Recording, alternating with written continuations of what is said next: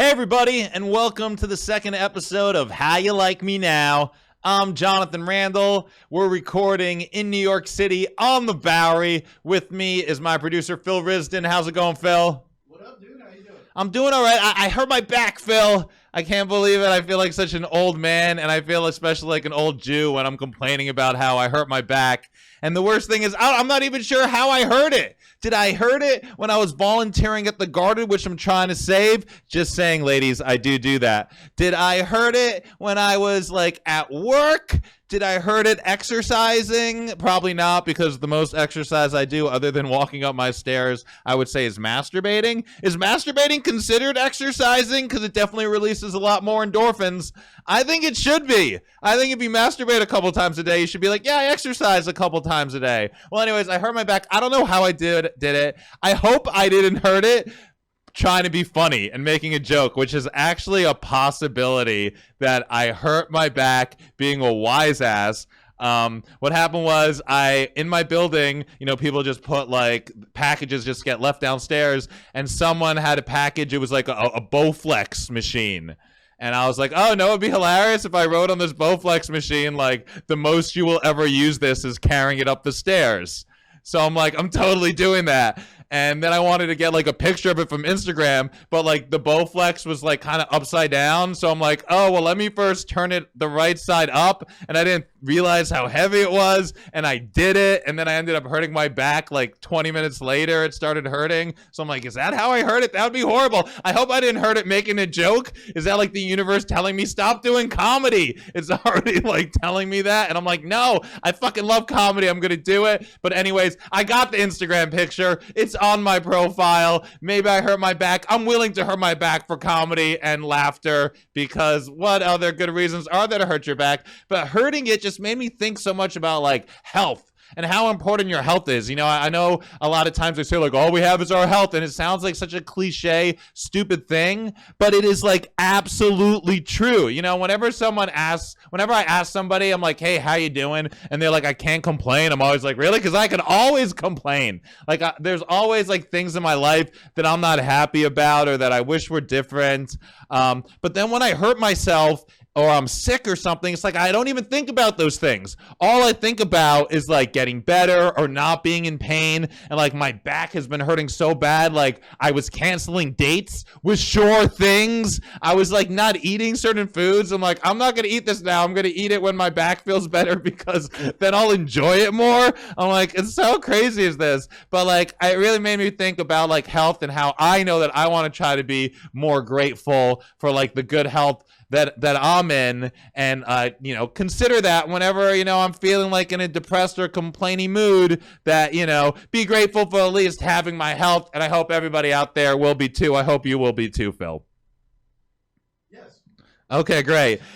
One person who I'm not grateful about and whose health I don't care about is this guy, Itamar Ben-Gvir. Now, I might be saying his name wrong, and I'm totally okay with that, because this guy doesn't deserve to have his name even said right. This guy is like a douche on like the next freaking level. And, it's typically very important for me to get people's names right. I think people really care about their names. Anybody who read How to, Win Friends and Influence People, Dale Carnegie, knows like saying a person's name and knowing their name is so important. People love to hear their names, and I try to get people's names right. And it's, I guess, even more of a sensitive thing to me, because growing up, my dad could not get anybody's name right. He always messed it up. Even my cousin's name is Dara. He'll still call her Dara or something. Like, he cannot get her name right if his life depended on it. It's like, this is your fucking niece. Like, you've known her your whole life. Anyways, I've always given him a hard time, but now as I get older, like, I have a hard time with names. But this guy, Itamar Ben-Gvir, who gives a shit about his name? He's like a horrible human being. I think he's one of the worst Jews there are out there. So if you don't know who he is part of Netanyahu's new government. Many people believe he's the reason why Netanyahu is back in power. He is super right-wing, very religious, and the party that he's on is called Jewish Power, by the way, which sounds like something Kanye would say, but it's not. And first of all, that's never good. Don't have like a political party that has the word word power in it. You know, white power ruined that for everybody. Definitely shouldn't have anything that has Jewish power. So just to go off on some of this guy's worst hits, this guy is such an extremist that he was exempt from serving in the Israeli Defense Force because of his right-wing views, okay? The IDF's mantra is like, shoot first, ask questions later, all right? If they don't want you because you're so anti-Arab, then that's just like a huge red flag how horrible you are. That's like QAnon saying, we're sorry, you can't be a part of our group because your conspiracies are too crazy. Like, it's absolutely insane. So anyways, this guy, he has dozens of charges of hate speech against Arabs. He's destroyed property. He's been found in possession of like terror organizations' propaganda material, and he has supported a terror organization. This guy's rabbi was a terrorist. And I'm sorry, when your rabbi's a terrorist, nothing is kosher. This guy is absolutely horrible. So he first came to the attention in Israel was when he like I guess he defaced Yitzhak Rabin's car, and he had like a piece of the car and he showed it off on like the media, and he said some bullshit like, we got his car, we'll get him too. And then 2 weeks later, Yitzhak Rabin was assassinated because he was trying to create peace with the Palestinian people. Absolutely horrible. So this guy, one of I think really the sickening things that I've heard about him was, until recently he took this down because he's getting more into politics, but he had a picture up in his house of this terrorist who killed 29 Muslims while they were praying at a mosque, all right? I mean, people usually have pictures up in their house of like The Rock or LeBron or like a model or something. This douche has a goddamn terrorist picture up at his house. I think that's horrible. He makes Jews everywhere look bad. He's really disgusting. And, you know, people want to cancel Kanye. We need to cancel this guy, not put him in a position of power in the Israeli government. It's actually horrible. So, you know, I hate this guy. He is a supreme douche, and everyone out there, I think you guys should all hate him too and know how horrible and disgusting of a human being he is. Now, this guy that he had the picture of, this other terrorist who was an American terrorist who then moved to Israel, a white guy, and his name was Baruch Goldstein, and he committed this massacre called the Cave of the Patriarchs Massacre, or the massacre in Hebron. Have you ever heard of this, Phil? A lot of people have. A lot of people haven't heard about it, and that's why I want to talk about it, because I feel like people are so quick to say, like, you know, terrorists are all Muslims, or when you know, Muslim people do something bad, they want to label them terrorists. But this guy was a white Jew, and he did terrorist things, and like, people should know about him. So first of all, I want to talk about the Cave of the Patriarchs. What the Cave of the Patriarchs is actually like a pretty big thing for all religions. This is where like Abraham, Isaac, Jacob, and all their wives are buried. You know that. So this is where they're all buried. And a couple interesting things that I actually heard about this. So, you know, Abraham, he bought this land, you know, to bury his wife Sarah. And this is apparently the first mention of any burial in the Bible. And not only that, but this purchase of the land was the first like commercial transaction in the Bible too, which is a little interesting to me for some reason. I don't know, right? Like, it's fun? Okay. I'm glad Phil's like, it's fun. That's a little fun. So anyways, you know, the Hebron massacre, which it's also known, left 29 people dead, 125 people wounded, before, you know, they went and they disarmed this guy, this Baruch Goldstein guy. They disarmed him and then they beat him to death. The people that survived, you know, his shooting, they went and beat him to death, which I think is good. I'm glad they did that. I'm sorry. I wish I could watch the video of them beating him to death on YouTube. I think I would really enjoy it. So not only did this guy kill, you know, 29 people, wound another 125, but the resulting riots from his action resulted in another 35 deaths. Okay? And also, I just want to make sure, this is also when Hamas started attacking civilian targets inside Israel. It's because of the schmuck. You know, people always want to blame Hamas. Oh, Hamas did this, Hamas did that. And listen, I don't support Hamas. I think what they do is horrible, the way they use violence to instill fear in people. I am against their actions. But people got to understand that what Hamas does is a reaction. It's not the cause, it's a reaction. And like this dumb idiot Baruch Goldstein, because of what he did, Hamas started attacking people and sending suicide bombers into Israel. And like people don't want to say that. People don't, like, this isn't something that's known. People are just so quick to be like, Hamas, Hamas, Hamas. When it's like, yeah, how about this fucking idiot Jew who fucking killed people while praying at a mosque? Which is like really disgusting, and that is one of the reasons why Hamas started attacking in Israel. So that's horrible. And you know, this guy's a terrorist. He was born in America. He's white. He's a Jew. He's a terrorist. And it's crazy because, you know, not only are we so quick to point fingers at Muslim people for what they do, but this guy is celebrated. There are like religious Jews that go and they go to his gravesite to like show him honor, to pay tribute. They make a pilgrimage there. They were doing that. They had like, you know, there was more of like a tomb there for him. And then I guess the Israeli government passed a law that like there can't be monuments to terrorists, which is like a weird thing that you even have to pass a law to do that. Of course there shouldn't be fucking monuments to terrorists. So, you know, they took down like whatever was there for him, but people are still fucking going there to pay tribute. When he did the massacre, it was around the Jewish holiday of Purim, and I guess the guy thought that he was like reliving some of Purim or whatever, like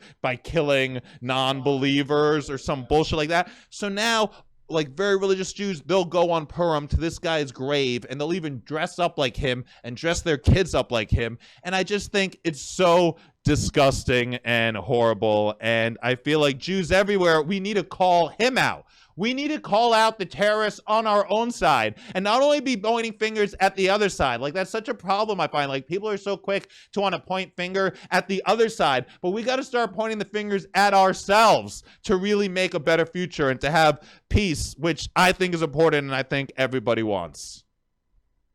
I agree. Thank you, Phil. I'm so glad. That was a lot intense, I know. But that's just like some crazy shit. I can't believe it. Like, people don't know about him, and like more people should, because terrorists aren't only brown-skinned people that believe in Allah. Anyways, there was a fire at my job, Phil.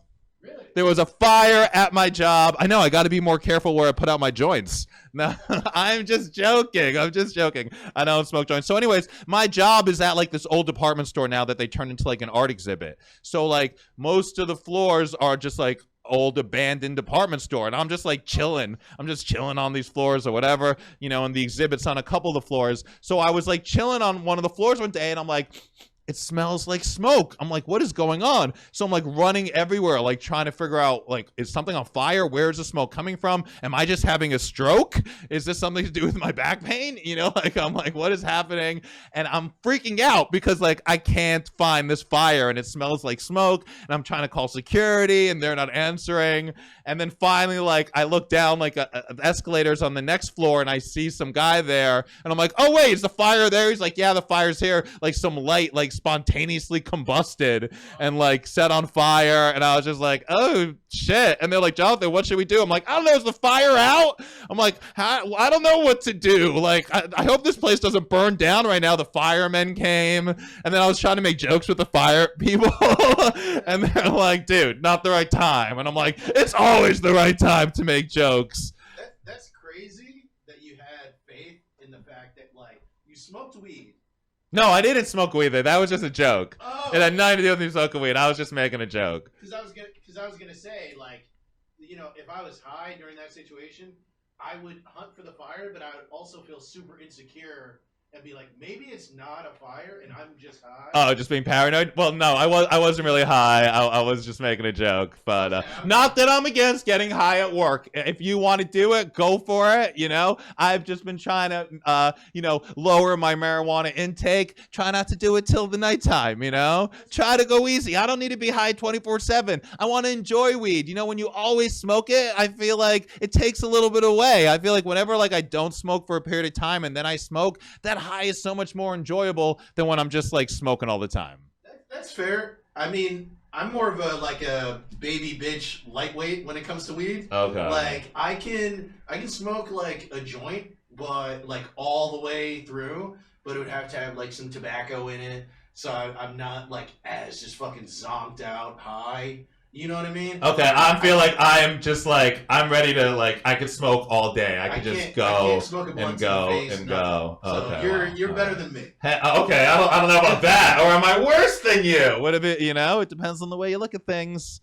So speaking about work, I've been thinking a lot. Like, there are some cute girls where I work, but I'm like, is it so inappropriate for me to like hit on them? I'm somewhat in a position of power over there, and like one girl is so cute, and I saw her the other day, and I was like, hey, like, what's your name? And like, I was trying to like be a little flirty with her, but then I'm like, is she just like, who's this fucking creepy old guy talking to me? But like, where is the line? How does it work? Like, can I be flirty at work? Is that okay? Is that not okay? Is it totally inappropriate if I ask somebody that's there, like they don't work directly for me, like we're all, you know, we're there, we're on different teams or whatever, you know, like they don't report to me or anything. Like I think that could be okay, right? Do you want to have a drink, or is it no, because I still am in a somewhat of a position of power there, like I can't?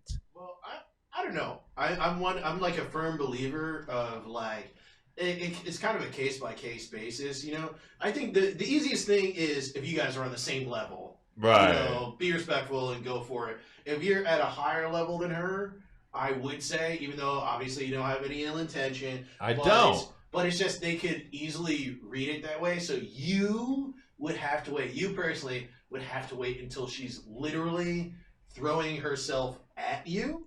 That it's true. That's a bad thing with a lot of like this Me Too sexual harassment at work. It's like, if they want it, it's okay. If they don't, like, you're going to jail. You know, like, where's the line? Like, I've seen posts on social media where it's like, oh my gosh, I fell in love with my boss and we're going to the Bahamas, and it's like, that's great. And then there are other posts like, I wish my boss would stop giving me massages. You know, so it's like, if you like the guy or interested, it's such a gray line. But I guess I'm gonna steer away from it. But there are some cuties I would like to get to know better, right?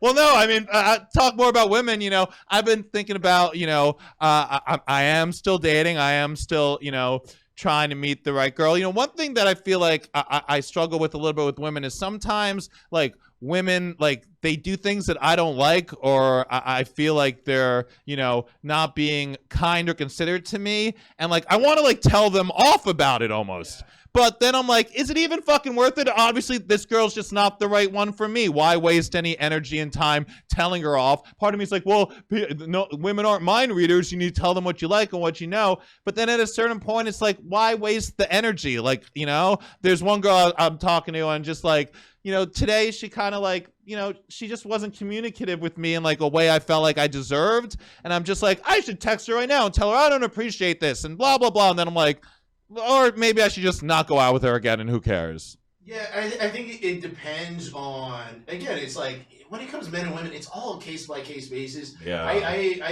agree with you, though. Like, in something like that, if it's like Tinder or something, you're like 2 dates in, yeah, I would say kind of just pull back. Yeah, we're a little further along the line. But if it's a little further, bro, and you guys have already slept together and you've hung out for a few weeks and shit. We have done all that. You should tell her. Maybe I'll tell her. It's about communication. Weren't we just talking about It's all about communication. I know, but I feel like I have communicated with her some of these feelings before. So, I don't know. Women are coming out of the woodwork right now, by the way, Phil. Let me just say this, though. I feel like also, too, like, if you communicate with her and you set down what your boundaries are and shit like that, like, I won't say she'll, like, fall in line, but she'll respect it. Right. In a different way. I think a lot of women, they just know that dudes just, like, want sex or are sex hungry, so they're like, I'll just put up with anything. And when they meet a guy who doesn't put up with anything, they're like, wait, what the fuck just happened? No, for sure. I definitely feel like I've done that in the past, and I want to do that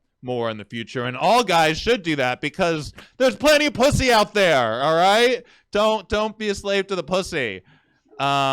And, you know, if you want to hear more on this subject, I recommend listening to the Man School podcast with my boy Dante Nero, who's amazing and has been a great friend and mentor to me, and definitely hope to have him on this show. But you guys should check him out. Give him a shout out to his podcast because he's awesome. But yeah, like I said, all these women that I've dated in the past, they started like messaging me on Instagram like the last week. At least 2 of them have come out. They want to go out again. They want to meet. They want to reconnect.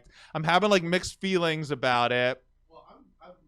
let me say, I'm very happy for you. Oh, thanks, I guess. And then, second off, too, I mean, you know, I think this is something that people in relationships, men and women, but I think especially like a lot of women in New York City, you know, they treat dudes like dime a dozen. Guys hit on them everywhere. The guys they want to date are shitty and fucking lame. Right. So I think they pass just in the same way that you're like, she's doing something that I don't like, so why even talk to her? They do that like times 10.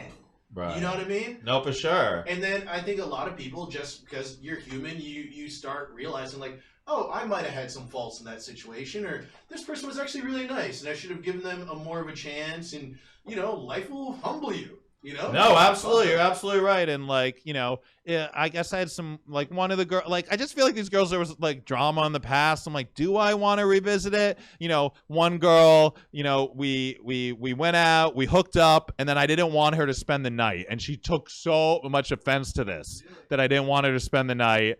And she left in a huff. She blocked me. She was so pissed. And I was like, I already slept with you, girl. Like, and I had every intention of seeing this girl again, you know, but that was drama. And then you know, then she had moved to Florida or something. I was performing down there. I was like, oh, you should come to the show. And she was like, oh, I'm not there. We reconnected a little bit, and then we were going to get together. And then she's like, well, you know, how many people are you sleeping with right now? And I was just like, I don't know, under a dozen. I was just joking around. But then she got all dramatic again. I was just like, I don't fucking need this shit. Like, it was a total joke, and I'm just like, forget it. And then, but now she hit me up again. She wants to go out. We're supposed to go out next week. And I don't know, like, I have this real like carnal attraction to her, but I don't think like it's gonna, like, it would work out between us. And by the way, but it won't. Volatile. Right? But it feels nice to be liked. It feels nice to be wanted. Yeah. You know what I mean? So I don't know if I should go out there or not. And then some other girl now recently that I went out with once. We didn't sleep together, but I like spent the night at her place. We fooled around a little bit. But she was also a little cuckoo. She just started DMing me again and getting back. And I'm like, what is going on? I know cuffing season's about to start, but they're all coming out. I think they're all realized, like, I am a fucking amazing guy. And I think they're all like, oh shit, that Jonathan guy was actually like really fucking sweet and cool. And, you know, there's also a thing too where it's like a lot of, you know, like crazy women, because I only know as a heterosexual, you know, whatever. I don't want people fucking messaging us talking about a misogynistic podcast. But it's like, I think a lot of women, especially like more volatile type of women too, they're just like, yeah, fuck this guy. I'll go deal with another person. And then enough people have had enough of their shit, and they don't tolerate them anymore. You know, right. So then they start dipping back to the people that yeah, did maybe tolerate that's what's them. happening. So she ran through her cycle of guys that, you know, kept taking her shit. You know, and then now she's going back to number one. Yeah, maybe. You know, so yeah, so we'll see. I don't know. I think I'm still out there. Stay vigilant, my friends, when it comes to the puss. And you know, this is like a delicate thing. I don't know if I should be talking about it, but like, both these girls are different races than I am. yes, okay. And I can't. One's a black woman, one's an Indian woman. Okay. And I guess like. I don't know. I don't know if I see myself in like a long-term relationship with some, like, it makes me feel racist. Yeah. I'm like, someone that's not white. I'm like, is that like, I feel horrible even thinking that, because I was really thinking that because, you know, despite what's happened in the past, both these women seem like nice women. They're both very attractive women. One's a doctor. One's very successful in real estate. Like they are catches. But I'm just like, they're both very Jewish, is what you're saying.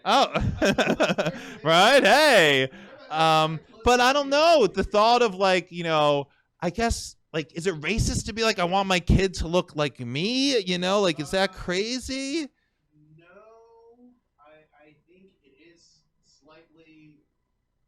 I think it's not racist to want your kid to look like you. I think it is slightly racist. No judgment here. Hey, I mean, I'm trying to like work through this because like I feel bad about it. I don't know how to handle it, but like when I'm being completely honest with myself, these are feelings that I have, and like I want to be straightforward with them. You know. I also think too.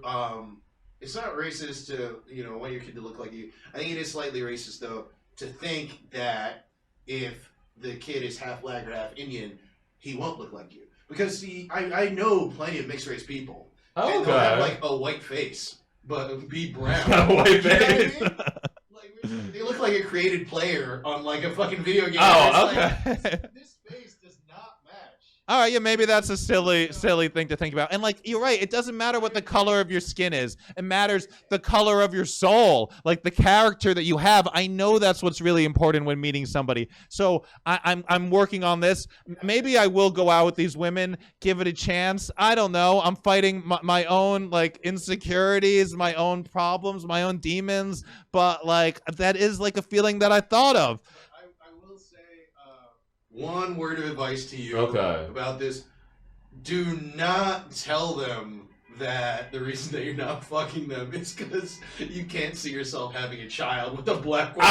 That doesn't sound like a good thing to say. I will not do that. Thank you, Phil. I appreciate your advice as a black man. I will not do that. I definitely won't. No, I'll just say, like, I don't think we should reconnect or something like that. I haven't even messaged the Indian girl back yet, you know. And, like, we're supposed to go out with the other girl on Monday. I don't know. We'll see. So, you know, with women also, like, in getting the age where it's, like a lot, like, I don't know if I want to date a woman that has kids of her own.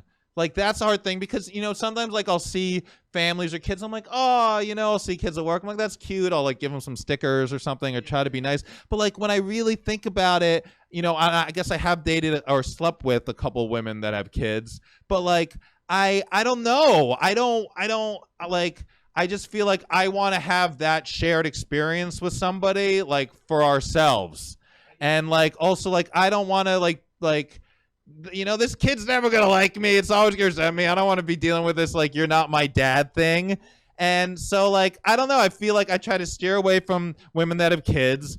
But on the same point, I noticed that, like, if I notice on a woman's profile that she says she doesn't want to have kids, that's also kind of like, maybe I shouldn't even, like, bother going out with this girl. I've been talking to a girl on one of these apps who seems really cool, definitely attracted to her, but she does say in her profile that she doesn't want to have kids. I say in my profile I do want to have kids. Should I just not date her? Should I not even continue this? Or should I be like, hey, I'm already, you know, in my life, I haven't had any kids, who knows?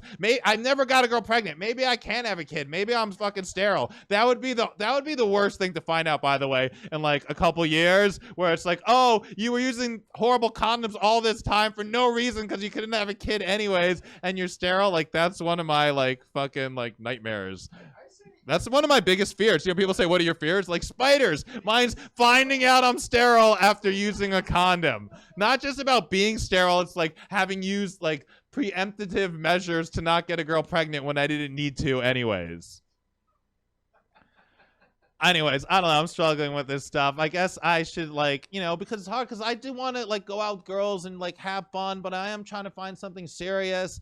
So I don't know. I guess I gotta maybe be a little more open to both women that do have kids and women that don't want to have kids, and just, like, let life happen, and you take the Jurassic Park philosophy where life will find a way. Can I ask you, do you tell these women you want something serious, or, like, no? Like, well, not, like, right away. That's not, like, my opening message. Like, what do you think about marriage? But, like, you know, if we're dating for a while, I guess I want to be exclusive or whatever, and I get into the more of the talk of, yes, like, I'm looking for something serious. But even sometimes women do bring that up because, you know, of course it's tough for women. Guys just want to fuck him, even though I've been she-tooed once or twice in my life. You know, it's harder for women, of course. You know, guys are always just trying to get them. I know that's something that I hate, like, when women, like, judge me through the lens of their past experience with other guys that are douches. But, you know, that is the reality of the situation. But, you know, I'm honest, and yeah, like, I am looking for something serious. I don't lead with that. If women ask me, then I will tell them. But, I mean, I'm not afraid to say it on the podcast that I am looking for something more serious.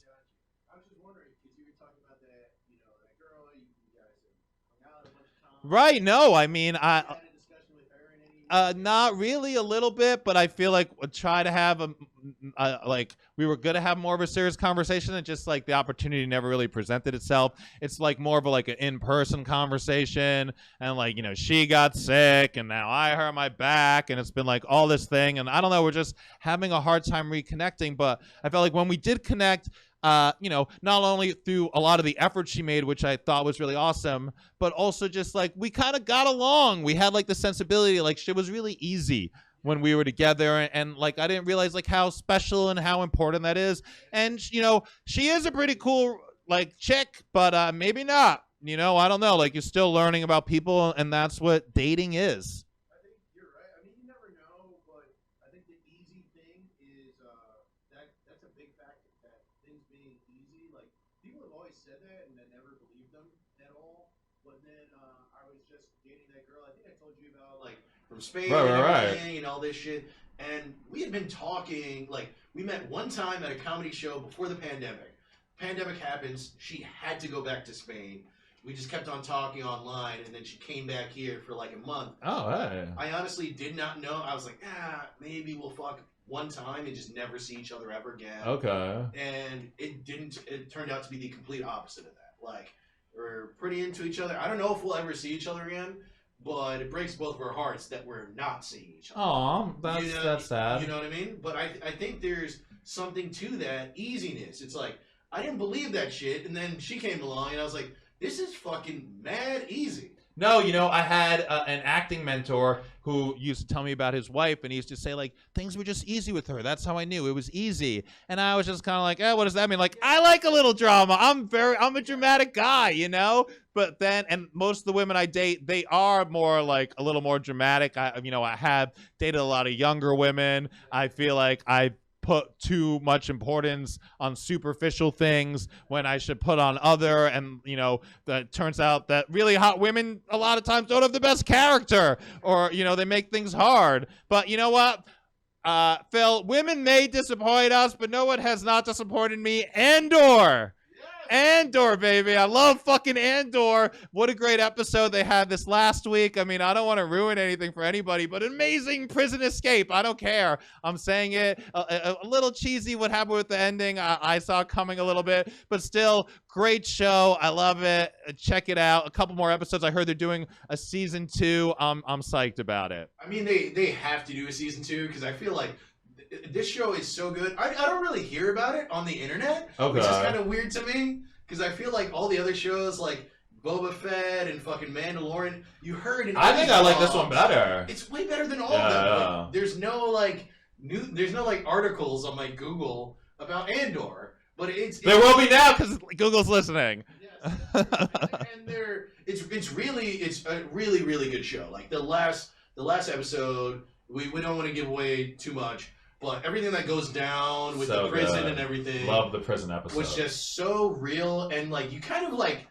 really feel for these people in like different ways too because of the realization that they had. Right. You know, this is so hard without spoilers. I know I spoiled a little bit, but it's a great show. I know, but it's a great show. But it's like because of their realizations and how they feel because of that, and you know that whole thing about like all their sentences got changed, like, you know, when Andor, when he comes in there, Cassian, he comes into the prison, they're like, hey, like, how are the people feeling about everyone's sentences getting changed? And he's like, what? Like, and then they're like, he doesn't know. It's like, I don't know, that was such like a real feeling of like, almost like hopelessness with these people, and it was a really great, not a great emotion, but a really intense emotion to attach to, you know, during that show. I thought it was great. Yeah, man. Check it out. We're both big fans, so you should check it out. And now I want to talk about something I don't like and a thing that really pisses me off, and that's when people are walking their dogs with no consideration for other people that are walking down the street. I'm sorry.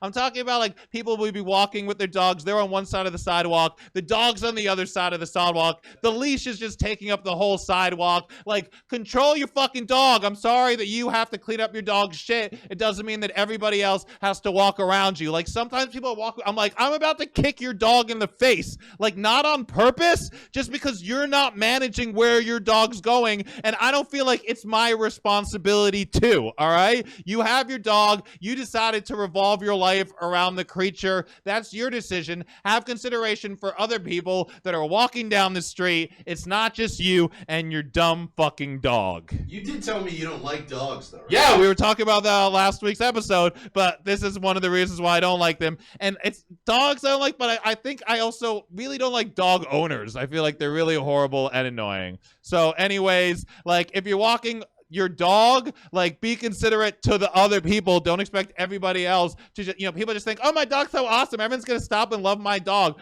Fuck your dog, okay? Fuck your dog. Anyways, and now I want to kind of wrap things up, and unfortunately I want to end this podcast on a bit of a sad note, because we lost someone that I am a big fan of. I still am, even though he's gone. Kevin Conroy, who was the voice of Batman, who made Batman's voice super iconic. The Animated Adventures, Batman and the Animated Adventures, if you haven't watched it, incredible cartoon series. One of the greatest cartoons, I think, of all time. Whether you're a kid or an adult, it's so good. And Kevin Conroy's portrayal of Batman, the voice, which is so amazing. He was the most person I would identify with the voice of Batman. You hear that, you're like, that is Batman. And I think what made him so great was Kevin Conroy understood that Batman isn't the alter ego. Batman is the person. Bruce Wayne is the alter ego. And Kevin Conroy, he understood that so much. And I was actually surprised to learn a little bit more about Kevin Conroy, that he wasn't just a voiceover actor. He was a Juilliard-trained actor. He actually went to Juilliard with like Christopher Reeves and Robin Williams. And he was just so amazing in his portrayal of Batman. It's really sad that he died, and he will be missed. He really captured the essence of Batman, and if you haven't watched his stuff, or even if you have, go out and watch some more of the things he did, because we want to keep his legacy alive. He is incredible. Check out his work. Rest in peace, Kevin Conroy. I'm Jonathan Randall. How you like me now?